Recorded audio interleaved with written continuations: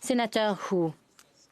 Honorable sénateur, lorsque j'ai pris la parole pour le projet de loi C-13, il y a environ 2 semaines, j'ai dit que 25 Canadiens étaient morts du coronavirus.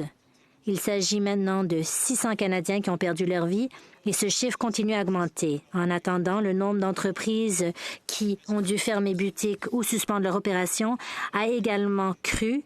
Il y a des milliers de Canadiens qui n'ont pas d'emploi. 5,6 millions de demandes ont été reçues en vertu de la prestation canadienne d'urgence qui faisait partie du projet de loi qu'on a adopté le 23 mars. Si vous doutiez de l'importance d'avoir des mesures économiques plus larges pour répondre à la crise actuelle, on a pu bien voir au cours des 2 dernières semaines que c'était absolument essentiel d'aller de l'avant. C'est pour cela qu'on se trouve ici aujourd'hui.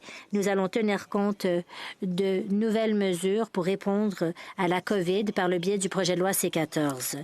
J'aimerais reconnaître les collègues de l'autre enceinte qui ont travaillé d'arrache-pied pour arriver à une entente sur ce projet de loi dans un court laps de temps.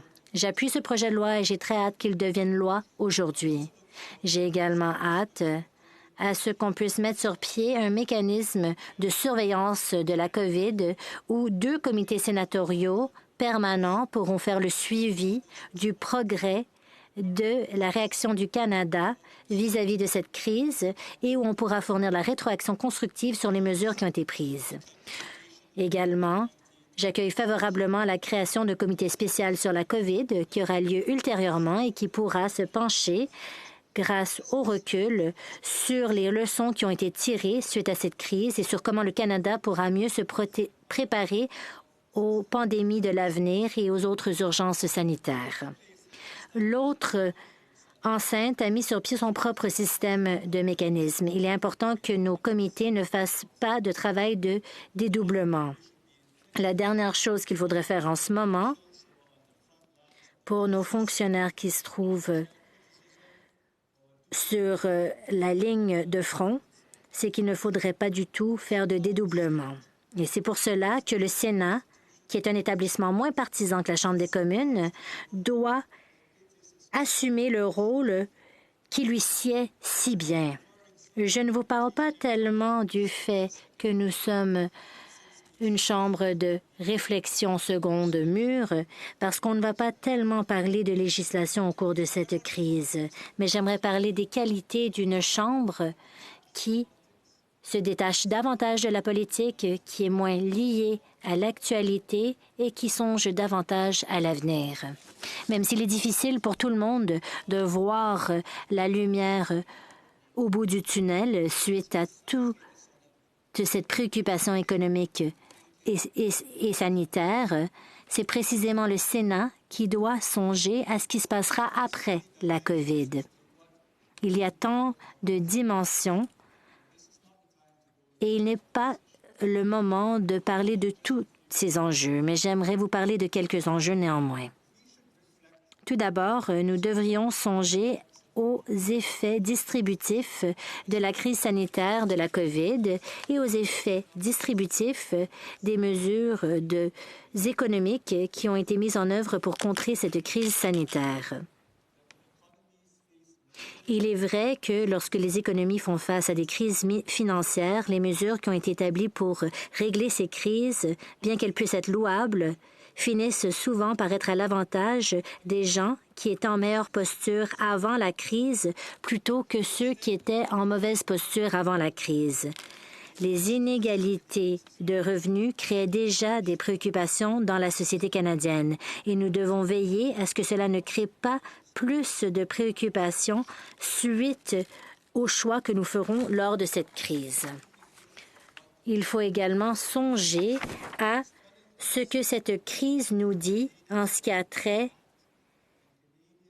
à la cohésion sociale et la compréhension qu'ont les Canadiens en ce qui a trait à un filet de sécurité sociale.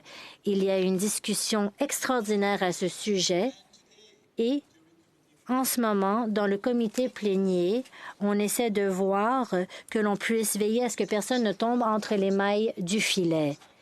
Nous sommes en train d'avoir une discussion extraordinaire en ce moment et elle témoigne d'une perception chez les Canadiens, à savoir ce qu'il en est du changement de cette vision sociale et qu'en est-il d'un filet de sécurité sociale adéquat. Bon nombre de questions ont été soulevées par ce consensus ou cette mouvance, à savoir qu'on ne veut pas que les Canadiens soient laissés pour compte. Il y a des questions sur le rôle du gouvernement dans la société. Il y a des questions sur la dette et le déficit du gouvernement. Il y a des questions sur les attentes des citoyens. Il y a de nombreuses questions importantes et d'importantes nouvelles idées sur les questions de bien-être et de soutien aux revenus. Et il y a la question vitale, déjà posée par d'autres collègues dans cette Chambre, sur le moment de redonner le départ à l'économie. Le premier ministre Trudeau a dit que le gouvernement, que l'économie allait revenir forte et que si nous travaillons ensemble, notre économie va revenir en force. J'espère que ce sera vrai, mais nous ne pouvons pas supposer que ce le sera. Comme je l'ai dit dans mon discours sur le C13, le meilleur moyen d'assurer que l'économie sera protégée, c'est en nous assurant de régler la crise de santé aussi pleinement que possible pour que les taux d'infection baissent à des niveaux gérables et qu'on prend les mesures thérapeutiques nécessaires pour traiter la maladie. Il est trop tôt pour que le gouvernement et l'opposition parlent de redémarrer l'économie, comme nous le disait le ministre Morneau. Mais il n'est pas trop tôt pour qu'un Sénat indépendant, s'inspirant des meilleurs penseurs au pays, de réfléchir à la question. Et pour bien réfléchir à la question, il faut de bonnes données, de les appliquer à plusieurs modèles qui nous aideront à comprendre, à bien comprendre les coûts et les risques associés avec un relâchement des restrictions de l'activité économique. Ces données, en grande partie, existent déjà, mais il faudra avoir un registre central pour que ces données soient accessibles aux chercheurs du Canada et du monde entier pour qu'ils puissent faire leur modélisation. Il n'est pas trop tôt pour investir des ressources dans ces efforts et d'en faire une priorité pour le gouvernement. Et si l'économie revient en force, l'économie sera différente. Des secteurs de l'économie et des entreprises auront souffert en permanence à cause de nouveaux modèles d'affaires, à cause de l'accélération de certaines tendances dans l'économie, à cause de réflexes politiques en raison de la dépression sociale et de changements dans les comportements. Il ne serait pas approprié de refuser d'aider les industries pendant la crise actuelle lorsqu'ils souffrent de problèmes structurels à plus long terme et qui ont été aggravés par la COVID-19.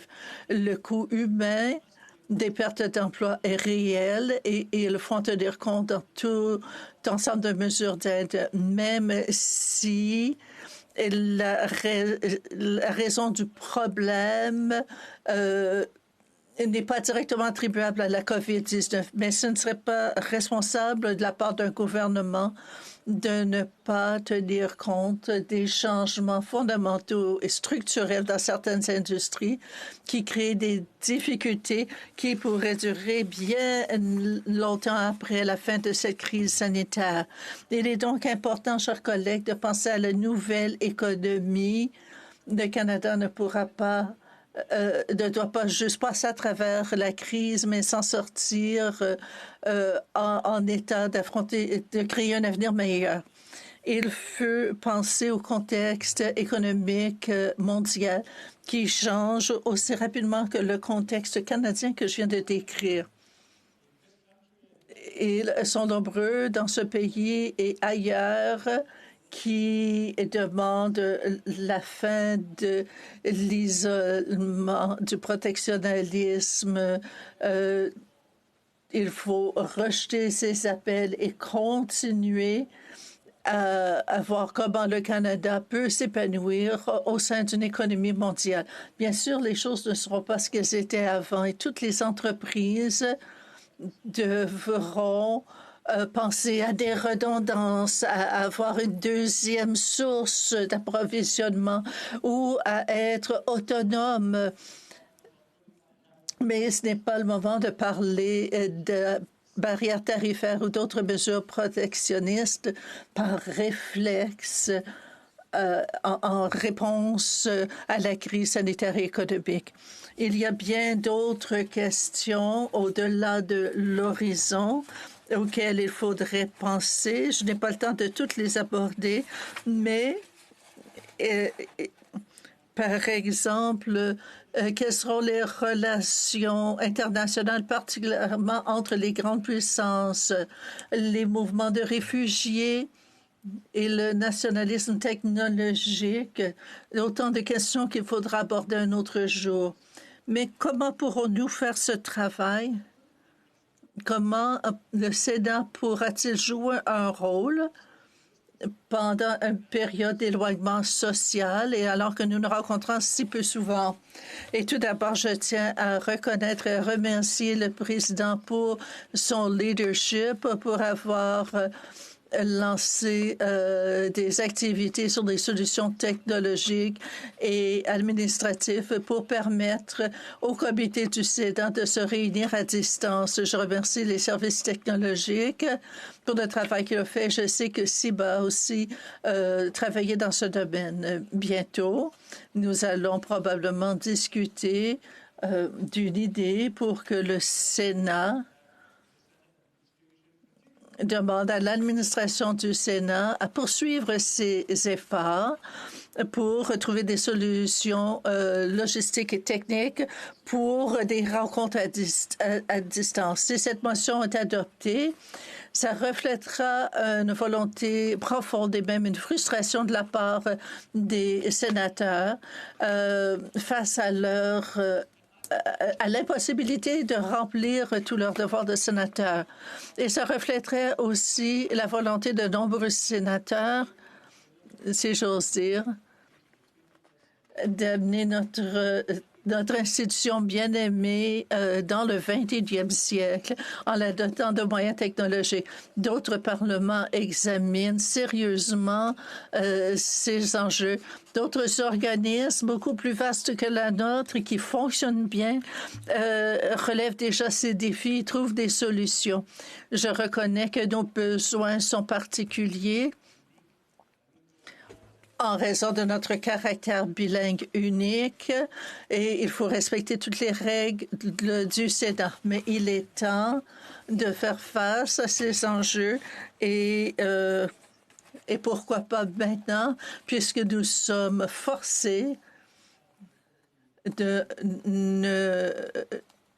alors que nous ne pouvons pas nous rencontrer en personne. La Chambre des communes, comme vous le savez, examine aussi ces questions et aujourd'hui, le leader du gouvernement, la Chambre, a annoncé qu'en plus des 2 comités de surveillance qui ont été créés, santé et finances, la Chambre va permettre à 4 autres comités, au moins 4 comités, de se rencontrer à distance. Industrie, ressources humaines, opérations gouvernementales et le comité de la procédure.